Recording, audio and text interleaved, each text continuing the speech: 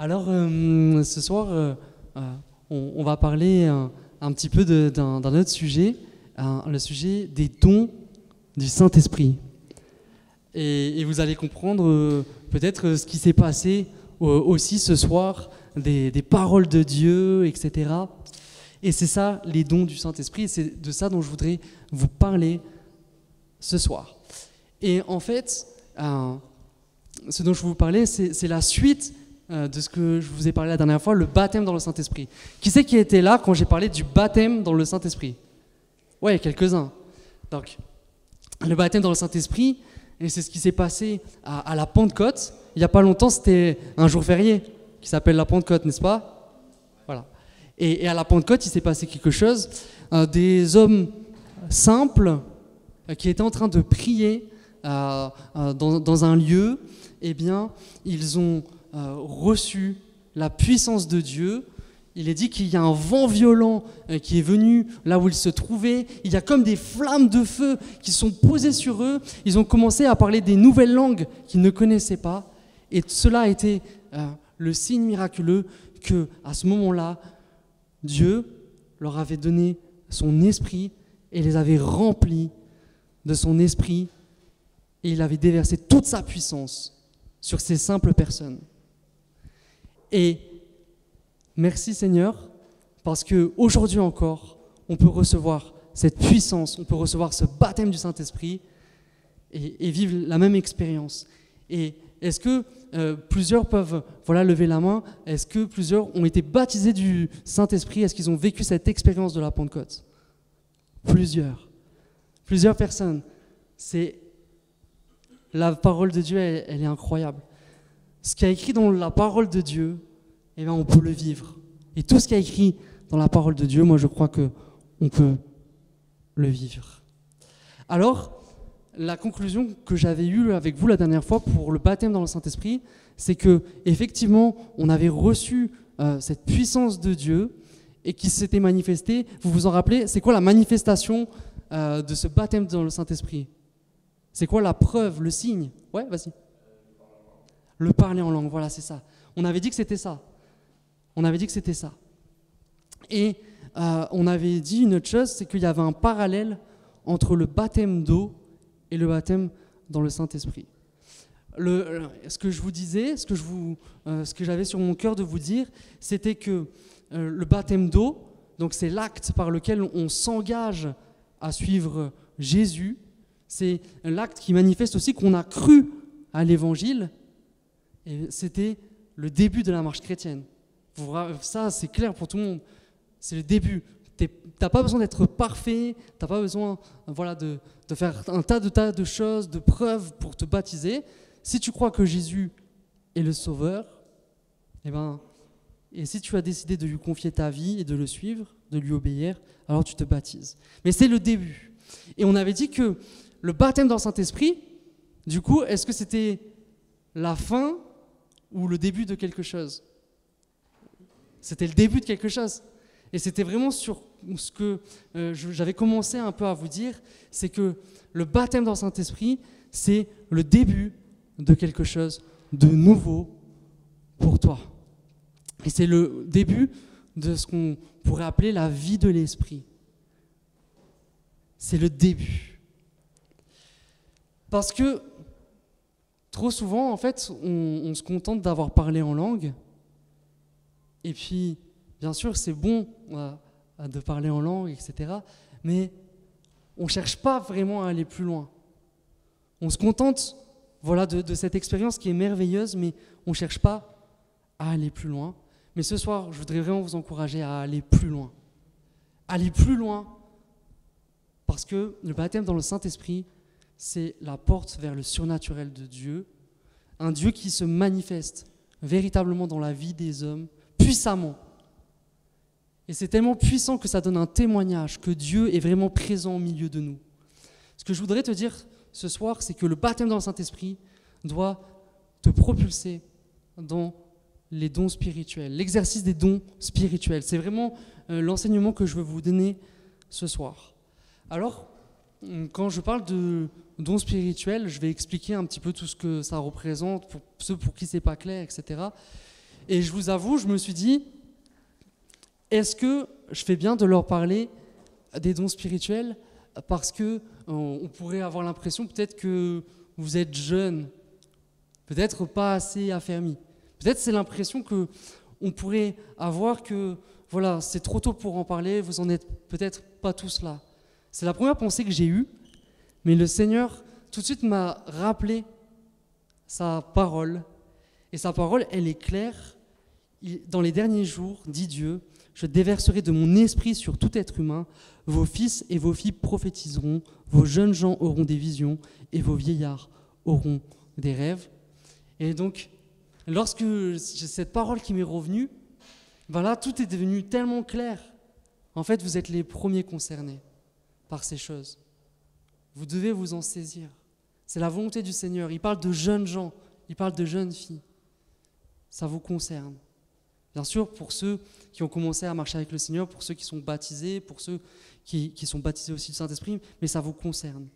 Et ce n'est pas parce que tu es jeune que tu dois rester un bébé spirituel. Même quand on voit dans la Bible, on voit par exemple Samuel, le prophète Samuel. On voit qu'il était tout jeune, mais pourtant, l'Esprit de Dieu était sur lui, et il est dit qu'il ne laissait pas une seule parole que le Seigneur lui donnait tomber à terre. Il était dans cette communion avec le Seigneur, et il avait un ministère puissant malgré son jeune âge. Le jeune âge, ça ne doit pas être quelque chose qui te bloque, mais au contraire, sois encouragé. Ce soir, le Seigneur veut se servir des jeunes gens et des jeunes filles. Alors ce soir, je vais vous parler donc de ce texte de Corinthiens, 1 Corinthiens chapitre 12. Donc on va pouvoir peut-être l'afficher, 1 Corinthiens chapitre 12. Et c'est ça qu'on va regarder ensemble. Parfait. On va lire donc, pour ce qui concerne les dons spirituels, je ne veux pas, frères, que vous soyez dans l'ignorance. Vous savez que lorsque vous étiez païens, vous vous laissiez entraîner vers les idoles muettes selon que vous étiez conduits. C'est pourquoi je vous déclare que nul, s'il parle par l'Esprit de Dieu, ne dit Jésus est anathème, que nul ne peut dire Jésus est le Seigneur si ce n'est par le Saint-Esprit. Il y a diversité de dons, mais le même Esprit. Diversité de services, mais le même Seigneur. Diversité d'actes, mais le même Dieu qui accomplit tout en tous. Or, à chacun, la manifestation de l'Esprit est donnée pour le bien de tous. En effet, à l'un est donné par l'Esprit une parole de sagesse, à un autre une parole de connaissance, selon le même Esprit, à un autre la foi par le même Esprit, à un autre des dons de guérison par le même Esprit, à un autre la possibilité de faire des miracles, à un autre la prophétie, à un autre le discernement des esprits, à un autre diverses langues, à un autre l'interprétation des langues. Mais toutes ces choses, c'est un seul et même Esprit qui les accomplit en les distribuant à chacun, en particulier, comme il le veut. Un seul corps avec plusieurs parties. Le corps forme un tout, mais a pourtant plusieurs organes. Tous les organes du corps, malgré leur grand nombre, ne forment qu'un seul corps. Il en va de même pour Christ. En effet, que nous soyons juifs ou grecs, esclaves ou libres, nous avons tous été baptisés dans un seul esprit pour former un seul corps, et nous avons tous bu à un seul esprit. C'est voilà ce dont on va parler ce soir de ce texte, et j'aime énormément l'introduction de ce texte, le verset 1, qui dit une chose: je ne veux pas, frères et sœurs, que vous soyez dans l'ignorance. Et c'est pour ça que vraiment ce soir je veux vous en parler, parce que peut-être que pour toi, tu n'as jamais entendu parler de ces choses. Ça, c'est possible. Et le problème, si tu n'as jamais entendu parler de ces choses, ou très peu, ou si pour toi c'est très flou, eh ben, tu vas passer à côté du plan du Seigneur pour ta vie. Parce que le Seigneur, il veut que tu connaisses ces choses. Mais plus que les connaître, il veut que tu les expérimentes. Alors tu dois savoir ces choses. Et la deuxième chose, le deuxième problème de l'ignorance, c'est que si tu ne sais pas ce que c'est, eh ben, c'est que tu peux être trompé aussi. Parce qu'il y a aussi des faux prophètes, des faux enseignants, des gens qui prétendent avoir des pouvoirs, même qui viendraient de Dieu, et tu peux te laisser séduire par ces gens, et en fait, ce n'est pas du tout les choses de Dieu, et c'est des personnes qui sont utilisées par le diable. Et il faut que tu aies du discernement, mais il faut que tu connaisses ces choses. Et plein de gens se tournent vers l'occultisme, etc. Ils pensent que, voilà, dans ce monde, il y a aussi ça. Il y a des gens qui se tournent vers l'occultisme et ils se trompent. Ils peuvent même croire que ça vient de Dieu, que le voyant va lui parler de la part de Dieu, mais en fait, pas du tout. Il faut connaître ces choses. Il faut savoir qu'il y a les choses de Dieu, qu'il y a les choses de l'ennemi. Mais ce soir, on va parler des choses de Dieu. Alors, qu'est-ce que va nous dire ce chapitre ? Il va nous parler de la nature des dons spirituels. Et ce texte va nous parler des différentes manifestations de ces dons. Ok, je ne vous ai pas perdu jusqu'à présent ? Allez, ok. La nature des dons spirituels. Le verset clé de ce passage, c'est le verset 7. Il est dit « À chacun, la manifestation de l'Esprit est donnée pour le bien de tous. » Et en fait, dans ces quelques mots, eh bien, tu vas avoir la définition du don spirituel. Quelle est sa nature ? Premièrement, il s'agit d'une manifestation du Saint-Esprit. En fait, ce dont on parle là, on ne parle pas de talents que tu aurais eu à la naissance. On ne parle pas de choses humaines, tout simplement. On ne parle pas d'une expérience que tu aurais acquise. On ne parle pas de ces choses-là. Là, vraiment, ce dont on parle, c'est des aptitudes surnaturelles que Dieu veut communiquer aux croyants. Et c'est le Saint-Esprit qui communique ces aptitudes. Et finalement, c'est une manifestation. Toi qui es baptisé du Saint-Esprit, eh bien, ce Saint-Esprit, il est là en toi et il faut qu'il se manifeste. Et donc, le don spirituel est une manifestation de ce Saint-Esprit. Donc, c'est de ça qu'on parle ce soir. Je voudrais insister sur le deuxième point. Il est question d'une manifestation de l'Esprit donnée pour le bien de tous. Et il s'agit de dons. Et ça, c'est important aussi de le dire, des dons pour tout le monde.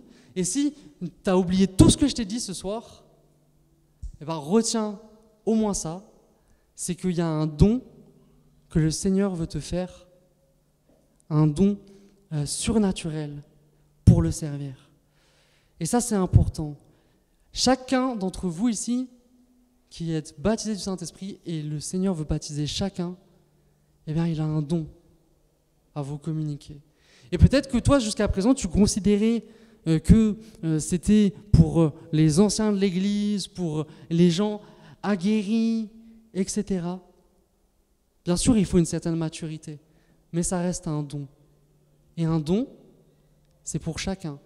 Un don, en fait, c'est une grâce, c'est une pure grâce. Et si tu regardes en fait le mot don en grec, c'est charisma. Et charisma, ça veut dire littéralement don fait par grâce. Tout ce que le Seigneur veut nous donner, il veut nous le donner par la foi, bien sûr, il faut qu'on y croie, mais ça ne dépend pas du tout de notre mérite, ça ne dépend pas du tout de... C'est pas une question de récompense, mais c'est la pure grâce de Dieu. Dieu veut servir de toi. Et ce soir, chacun, toi peut-être qui considères que ce n'est pas pour toi ces choses-là, je veux te dire que tu te trompes et je veux te dire que si le Seigneur t'a baptisé du Saint-Esprit, il ne s'est pas trompé. Il veut se servir de toi. Et c'est l'ennemi qui veut te laisser à part parce qu'il sait quelle puissance Dieu veut déverser dans ta vie. Mais la vérité, c'est que Dieu veut te faire des dons. Et donc, on voit par exemple que dans l'église de Corinthe, il y avait des chrétiens qui faisaient n'importe quoi parfois. Ils n'étaient pas vraiment au top sur tous les plans. Mais pourtant, Paul, lorsqu'il s'adresse à eux, dit « Vous avez tous les dons. Il ne vous manque aucun don. » C'est juste pour vous donner un exemple. En fait, n'attends pas une certaine perfection ou quoi, voilà. C'est pas ça qu'il faut attendre. Il faut attendre la grâce de Dieu qui veut se servir de toi, tout simplement. Le dernier point sur qu'est-ce qu'est les dons spirituels, et c'est des dons qui sont faits pour le bien de tous, selon la volonté du Saint-Esprit. Et ça, c'est important aussi de dire que le seul et l'unique but, c'est déjà le bien. Mais je fais ce parallèle aussi parce que je voyais des choses sur l'occultisme, sur toutes ces choses, et ce n'est pas forcément question de faire le bien. Et en tout cas, avec Dieu, ça n'a rien à voir, c'est toujours faire le bien. Et le but, c'est pas de l'utiliser pour soi, c'est pas d'avoir une puissance pour soi, c'est pas d'avoir des pouvoirs pour soi, c'est pas un vain orgueil, c'est pas l'idée de vouloir être comme Dieu, c'est pas toutes ces choses-là. Le but, c'est d'édifier l'Église. Le but, c'est d'apporter la démonstration à ce monde qui pense qu'il n'y a pas de Dieu, que Dieu existe et qu'il est au milieu de nous, et qu'il se manifeste de manière surnaturelle, qu'il se révèle de manière surnaturelle. Le but, c'est de montrer que Dieu n'est pas loin de chacun d'entre nous, et nous avons besoin, pas simplement de parler de Dieu autour de nous, mais de démontrer Dieu parmi nous. C'est vraiment important. On a besoin de démontrer Dieu parmi nous, qu'il est vivant, qu'il est vrai, qu'il n'y a pas simplement les choses physiques, mais qu'il y a des choses spirituelles, qu'il y a des choses surnaturelles, pour que les gens croient en lui. C'est ça que Dieu veut. Il ne veut pas te donner quelque chose pour toi, pour que tu t'enorgueillisses, pour que tu t'en serves pour toi. Mais il veut le donner pour l'édification, pour que Dieu soit connu. Et il reste souverain sur le moment où il va te donner de manifester son esprit par un don. C'est pas toi qui vas décider le moment, mais c'est Dieu à un moment donné qui va se saisir de toi et qui va t'utiliser. Et c'est pas toi qui va décider comment il va t'utiliser d'une manière surnaturelle, mais c'est lui qui va décider comment il va t'utiliser.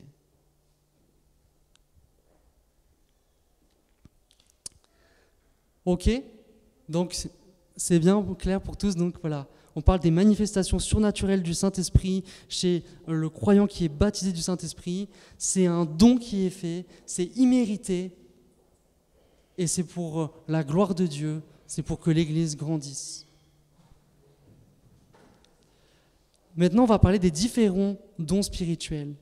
On voit qu'il y a une liste de 9 dons surnaturels au verset 8 à 10, et on va les évoquer rapidement. Et après, il y aura un temps de questions, on va pouvoir en parler. La première chose dont on a parlé, c'est la parole de sagesse. Qu'est-ce que la parole de sagesse ? Est-ce qu'il y en a qui savent ce que c'est la parole de sagesse dans ce passage ? De quoi on parle ? Est-ce qu'il y en a qui veulent tenter leur chance ? Personne n'ose ? Ok. La parole de sagesse, en fait, c'est Dieu qui, à un moment donné, à un instant T, c'est pas t'es toujours le gars le plus sage du monde ou la fille la plus sage du monde, mais Dieu qui va te donner une sagesse extraordinaire. C'est ça tout simplement. Une parole de la part de Dieu et qui est d'une sagesse extraordinaire. À quoi elle va te servir cette sagesse extraordinaire ? Elle va te servir à défendre ta foi. Parce que c'est vrai que c'est pas facile parfois de défendre notre foi. On essaie de donner des arguments, les gens ont d'autres arguments, tu vas rentrer dans des débats stériles. Ça nous est tous arrivé, non ? De rentrer dans des débats qui n'en finissent plus, et puis ça s'arrête jamais, quoi. Et chacun reste sur sa position. Mais là, ce dont il est question, c'est une parole tellement sage, tellement éloquente, tellement percutante, une parole de Dieu, qu'elle va convaincre un cœur. Et c'est ça que le Seigneur veut manifester au travers la parole de sagesse. Et c'est ce qui nous est dit dans Luc 21, 15, c'est une promesse de Jésus. « Je vous donnerai une bouche et une sagesse à laquelle tous vos adversaires ne pourront résister ou contredire. » C'est ça que le Seigneur veut nous accorder. Et il l'a accordé par exemple à Étienne. On voit dans Actes des Apôtres qu'il avait une sagesse telle qu'il est dit que ses détracteurs, les opposants à la foi, ne pouvaient pas résister à la sagesse et à l'esprit qui inspirait ces paroles. Dans ton témoignage, toi-même qui as à cœur l'évangélisation, tu dois aussi demander à Dieu, donne-moi des paroles de sagesse qui vont permettre de faire ce basculement, qui vont toucher un cœur. Après, la parole de sagesse, elle va pouvoir aussi te permettre de te défendre quand on va te tendre peut-être un piège dans ta foi. Jésus, par exemple, on a essayé de lui tendre un piège. Les religieux à une époque, ils lui ont posé cette question. Ils étaient envahis par les Romains à cette époque, les Juifs, comme vous le savez, et donc il y avait l'oppression de l'Empire romain, et ils devaient payer un impôt à l'empereur, et s'ils ne le faisaient pas, eh ben, c'était comme une rébellion, et ils encouraient la mort. Voilà, c'était ça. Et ils tentent ce piège à Jésus, et de lui dire, est-ce qu'on doit payer l'impôt, ou est-ce qu'on doit donner notre argent à Dieu, en fait? Et Jésus, il leur dit une chose, rendez à l'empereur ce qui est à l'empereur, et à Dieu ce qui est à Dieu. Et cette simple phrase fait qu'ils ne savent plus quoi dire. Et cette phrase, d'ailleurs, elle est connue, même par les gens qui ne sont pas chrétiens, parce que tellement elle était intelligente, tellement elle était sage, rendez à César ce qui est à César, et à Dieu ce qui est à Dieu. Et voilà la parole qui a permis de sortir de ce piège. Donc voilà à quoi sert la parole de sagesse. Elle sert aussi, bien sûr, à diriger l'Église, mais voilà, je ne vais pas rentrer dans plus de détails. Mais je voudrais t'encourager, voilà, à toi qui témoignes, demande à Dieu qui te donne des paroles de sagesse pour convaincre. Deuxième chose, la parole de connaissance. Alors, est-ce que je vais avoir plus de chance? Est-ce que quelqu'un va oser essayer de donner une définition de ce que c'est la parole de connaissance? Est-ce qu'il y a quelqu'un qui veut intervenir? C'est quoi une parole de connaissance? Ouais.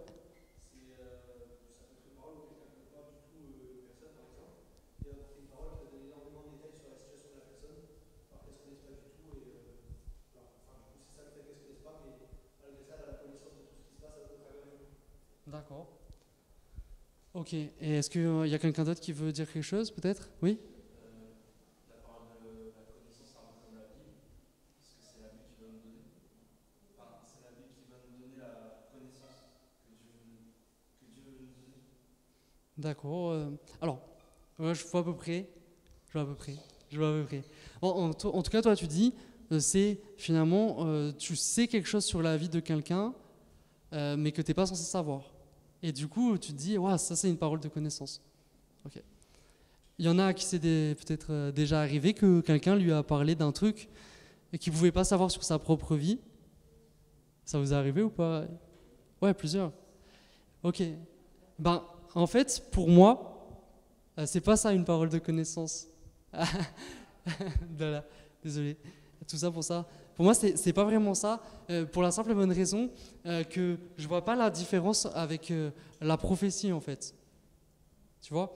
Parce que, par exemple, Jésus il va parler à la femme samaritaine, vous connaissez pour beaucoup ce passage, et en fait, il lui dit, où est ton mari?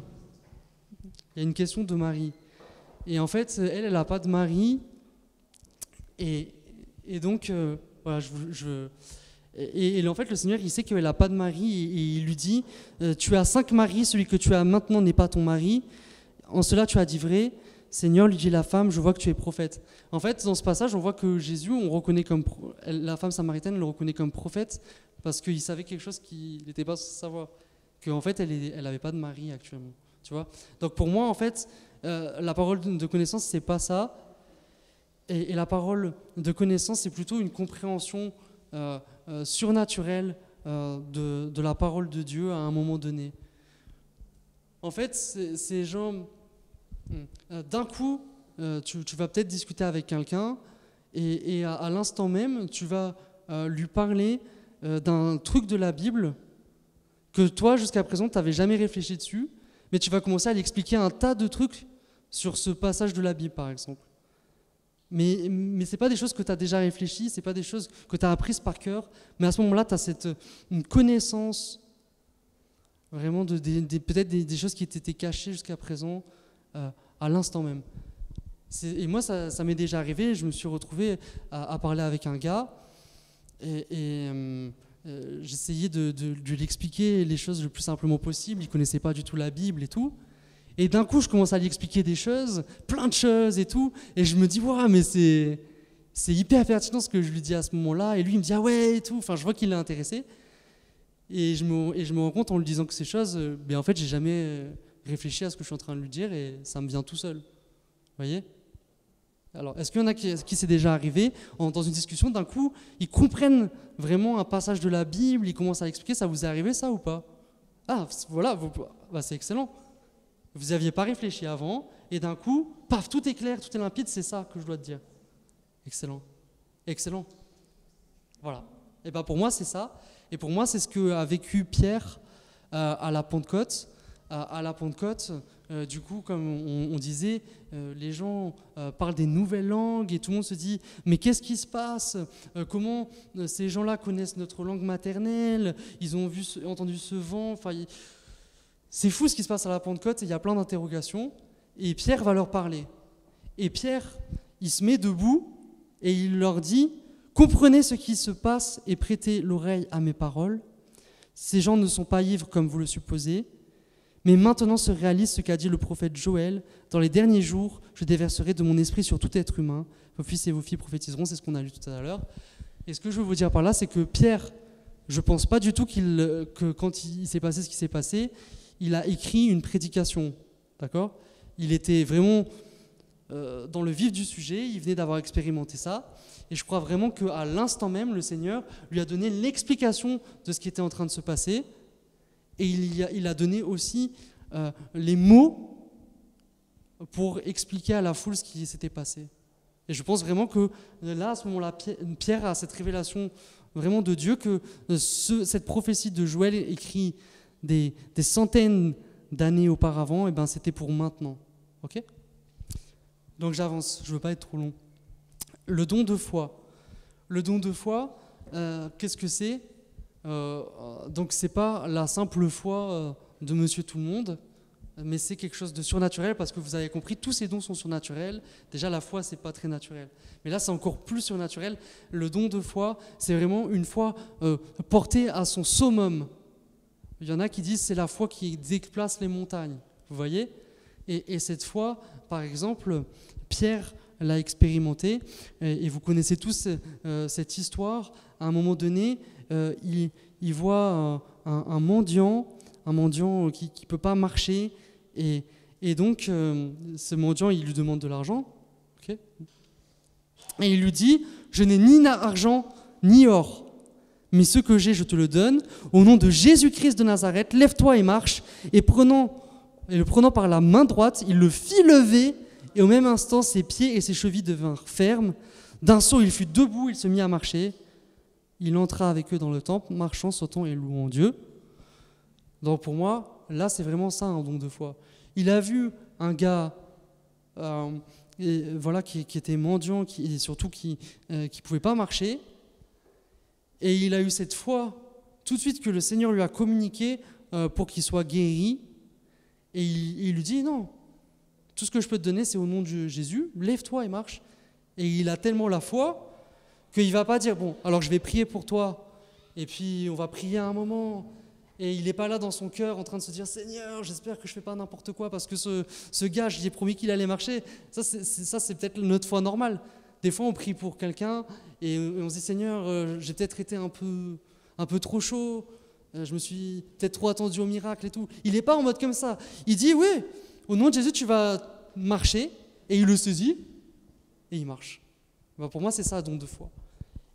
Et ça, c'est tous ces dons, le Seigneur veut nous les communiquer. Donc, c'est ça. Maintenant, le don des guérisons. Je voudrais juste souligner une chose, je vais aller vite encore sur ce don, mais il est question de don des guérisons, il est question d'un pluriel. Et en fait, tout ça pour vous dire que le Seigneur, il n'est pas limité dans les guérisons qu'il peut opérer. Et il peut vous utiliser selon sa volonté, mais pour n'importe quelle guérison, à savoir, ça peut être une maladie, mais ça peut être aussi une infirmité. Il y a même des gens qui ont vu des choses extraordinaires dans des temps de réveil. On a parlé de membres qui repoussent. Okay, donc, ça fait partie de toutes les guérisons, et puis ça peut aussi être une guérison de problèmes psychologiques, psychiatriques. C'est toutes les guérisons. Maintenant, on va parler du don des miracles. Et le don des miracles, c'est encore un peu différent, parce que c'est pas simplement la guérison. Par exemple, ça peut être des résurrections. Et donc, on voit dans la Bible plusieurs résurrections, et c'est ce qu'ont vécu les disciples. Et il y a encore des chrétiens qui ont déjà vu des résurrections. Ok, ça a existé. Et donc, moi, par exemple, quand j'étais petit, je l'ai peut-être déjà dit, mais je le redis pour ceux qui ne savent pas, j'étais en train de... j'ai pris un truc qui m'a étouffé, en fait, qui m'a étranglé. J'étais un nourrisson, tout petit. Et donc, mes parents s'en rendent compte tout de suite. En bas de leur appartement, il y avait une ambulance. Je commence à partir en ambulance en direction de l'hôpital. Et là, je suis en train de m'étouffer. Je passe de toutes les couleurs. Et le gars, l'ambulancier, il ne sait pas quoi faire. Il n'est pas qualifié pour s'occuper des nourrissons. Et en fait, au bout d'un moment, je suis parti, quoi. Mon cœur, il est parti. Tout, c'est fini. Et il ne sait même pas faire les massages cardiaques, rien. Et il dit à ma mère, ce gars, l'ambulancier, c'est fini, c'est fini. Et ma mère, tout le long de cet épisode, elle était dans l'ambulance et elle priait le Seigneur. Et en plus, elle priait en langue et elle disait, Dieu, c'est pas possible ce qui est en train de se passer, quoi. Et tout d'un coup, alors qu'elle dit à Dieu, non, tu peux pas laisser partir mon enfant comme ça, paf, ça repart. Ça repart. Et le gars, il se dit, mais qu'est-ce qui se passe? Ce nourrisson, il était mort. Et il comprend pas. Et donc, je vais à l'hôpital et on me fait j'ai encore en fait un truc enfoncé dans ma gorge. Et il faut l'enlever, d'ailleurs. Et donc, il me l'enlève avec une grosse pince et tout. Et j'aurais dû avoir des séquelles dans tous les cas. Donc déjà, pour moi, j'étais mort. Mais en plus, même si j'étais revenu à la vie, j'aurais pu être vraiment lésé au niveau du cerveau, être un légume, vous voyez. Même pas parler, etc. Mais voilà, ma mère, elle a vu ça. Et c'était tellement convaincant que cet ambulancier, plusieurs années après, il s'arrête au niveau de ma mère dans la rue, il est avec un collègue, et il faut savoir que ce gars était musulman. D'accord ? Et ce gars, il montre ma mère, il parle à son collègue, et il dit à son collègue, ben, tu vois, cette femme, si elle ne croyait pas en Jésus, ben, son enfant, il était mort. Mais il est revenu à la vie parce qu'elle a cru. Ah, c'est concret. Ma mère a vécu ça. Donc je ne vais pas m'étendre, mais voilà, Dieu fait des choses qui nous dépassent. Ne le limitons pas, et c'est ça le don des miracles. Et on voit par exemple dans l'Acte des Apôtres des choses incroyables. On voit Pierre qui est là dans les rues, qui marche, et il y a son ombre, bien sûr. Quand on marche, on a une ombre. Et là, on voit que les malades, ils passent juste dans son ombre, et là, ils sont guéris. Donc là, on n'est même pas dans la guérison classique, on est dans des trucs incroyables. Et on voit aussi Paul qui fait des miracles extraordinaires. Comme si ce n'était pas déjà extraordinaire, un miracle. Et lui, carrément, des choses incroyables. Les mouchoirs qu'il a touchés, les gens qui le touchent sont guéris, et les gens qui sont possédés sont délivrés. Le don des miracles. Et c'est clair que ça a attiré les foules. Et c'est important pour nous aussi de vivre des miracles et des guérisons. Dieu n'a pas changé. Dieu fait encore des miracles. Dieu guérit, et il les fait au travers de simples hommes, il les fait au travers de son Église, il les fait par la foi. Et ce soir, nous avons entendu quelqu'un qui avait mal aux pieds et que le Seigneur voulait guérir. Vous les avez entendus comme moi, voilà. Dieu guérit, Dieu veut encore guérir. Et comme cela, en montrant des guérisons, en montrant des miracles, il veut attirer un plus grand nombre à lui pour qu'ils entendent la parole qui est annoncée, la parole du salut, la parole de l'évangile, pour qu'ils la reçoivent parce qu'ils ont vu de leurs yeux qui était Dieu. Donc c'est important. Maintenant, je vais vous parler du don de prophétie. Donc le don de prophétie, pour moi, la définition, c'est dans 1 Corinthiens au chapitre 14, verset 3. Il est dit, celui qui prophétise, au contraire, parle aux hommes, les édifie, les encourage, les réconforte, Donc pour moi, la prophétie, c'est vraiment le message de la part de Dieu à une personne en particulier, un message qui va être là pour les fortifier, pour les encourager, pour les réconforter, pour les conduire.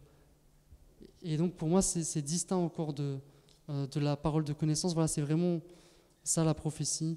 C'est un message de Dieu, et bien sûr, dans cette prophétie, Dieu va révéler des choses sur la vie de quelqu'un.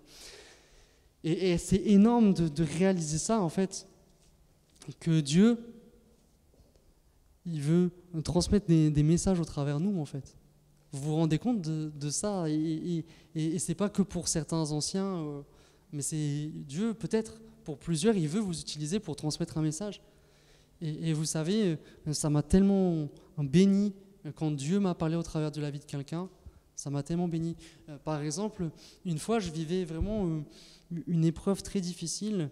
C'était un peu une histoire de cœur, un truc un peu sentimental. Et je vais même vous dire, c'était assez horrible comme histoire, parce que je marchais avec le Seigneur depuis quelques années, je m'étais engagé à le suivre, et donc forcément je voulais avoir une chérie qui partage ma foi, et c'est ce que le Seigneur veut pour nous, d'accord? Ça c'est clair. Mais il y avait une fille malgré tout qui me plaisait et qui partageait pas ma foi. Mais par motif de bonne conscience envers Dieu, je me suis dit, je ne me mettrai pas avec cette fille, même si elle me plaisait. Et vous savez, j'avais un gars qui était un ami. Ça va être un peu bizarre de dire ce mot ami, parce que je vais vous dire ce qu'il a fait. Il avait toujours été un peu en concurrence avec moi, d'accord? Et cette fille ne lui plaisait pas du tout. Mais du moment où il a vu que cette fille me plaisait, mais que moi, par motif de bonne conscience envers Dieu, j'irai pas, et il a tout fait pour l'avoir. Et donc, il est sorti avec elle. Et en 2 ans, 3 mouvements, il a couché avec elle, il a jeté ensuite, bref. Mais en tout cas, le moment où il a fait ça, en tout cas de se rapprocher de cette fille et tout, moi, je suis parti en vrille. J'étais trop mal, j'étais vraiment partagé en mode... c'était vraiment une souffrance, quoi. De voir que ce gars, il me piquait la fille que... bien sûr, j'allais pas la voir, mais il me la piquait, il faisait exprès, je le savais qu'il faisait exprès de me la piquer pour me faire du mal. Et je vous avoue, dans ces moments-là, j'étais pas le meilleur chrétien du monde. Voilà, j'ai grandi en maturité et tout, mais je me disais, je le laisserai pas faire. Je le laisserai pas faire, et c'est moi qui l'aurai. C'est parti en vrille, voilà. On fait tous des erreurs. Mais quoi qu'il en soit, du coup, j'étais vraiment dans une souffrance terrible, et il y avait une réunion de prière. Et je voulais certainement pas aller à l'église ce soir-là, parce que j'avais pas un cœur disposé envers Dieu, forcément. Mais j'étais vraiment mal, mais j'y vais quand même. Et vraiment, j'ai une parole de prophétie, et en fait, Dieu me parle à ce moment-là, et tu sais qu'il te parle, parce que quand c'est pour toi, tu le sens en fait. Et c'est-à-dire que peut-être tu vas avoir ton cœur qui va s'accélérer, tu vas sentir une sorte de pression sur toi. Et quand quelqu'un a parlé, j'ai senti que c'était pour moi, et ça disait en gros, t'es dans une épreuve, c'est difficile ce que t'es en train de vivre et tout, mais je sentais que c'était vraiment pour moi, c'était pas un truc banal qu'on disait. Mais ça disait, mais t'inquiète pas, ça va se terminer. Et ça s'est terminé le lendemain. Et en fait, la fille qui, quelque part, elle était un peu tiraillée entre... moi et mon pote, quoi, et d'un coup, elle a plus voulu me parler. Mais je crois vraiment que c'est le Seigneur qui l'a permis. Elle a plus voulu me parler. Du jour au lendemain, elle voulait plus me parler. J'étais en train de la conquérir, mais elle a plus voulu me parler. Mais c'est la manière que le Seigneur a utilisée. Et voilà, plusieurs fois, j'ai vécu ce genre de choses, et plusieurs, vous avez vécu des messages que Dieu vous a donnés. Ok ? Encore, on avance. Le don de discernement. Le don de discernement, c'est en fait c'est l'équilibre, j'ai envie de vous dire. Bien sûr, Dieu parle au milieu de nous, mais on n'est pas crédule dans le sens où on ne gobe pas tout, d'accord ? L'équilibre, c'est que Dieu nous a aussi donné de pouvoir discerner. Dieu veut qu'on discerne quelle est la pensée de l'homme. Peut-être que quelqu'un peut se tromper, il va dire ce que lui, il pense. Mais Dieu nous demande aussi de discerner peut-être ce qui est la pensée du malin aussi. Parce que des fois, sous une parole un peu enveloppée de choses bibliques, parce que le diable, il connaît la Bible, Et ben en fait, c'est pas un message de Dieu. Et des fois, il y a même des gens qui ont été persuadés que Dieu leur avait parlé d'une certaine manière, mais c'était pas du tout Dieu. Et quand ils ont écouté ce que cette personne leur avait dit, ça a été un cul-de-sac. Ça a été pour leur mal. Parce que il faut avoir du discernement. Et en tout cas, le don de discernement, c'est de pouvoir discerner ce qui est de Dieu, ce qui est des hommes, et de ce qui est de l'ennemi. Et donc, c'est important, le discernement. Ok ? Maintenant, les deux derniers dons, je ne vais même pas vraiment développer, mais il est question du don des langues. Le don des langues, donc c'est quand quelqu'un va parler au milieu de nous dans une langue, donc vous savez, parler en langue qu'il ne connaît pas lui-même. Et en fait, ça va être un message comme crypté, voilà, que le Seigneur veut donner. Et il va y avoir derrière ce qu'on appelle une interprétation. Donc c'est un couple de dons, si vous voulez, l'un ne va pas sur l'autre, mais il y a des gens qui vont donner un message dans une langue cryptée et quelqu'un qui va donner l'interprétation. Et donc ça, c'est important aussi dans l'Église.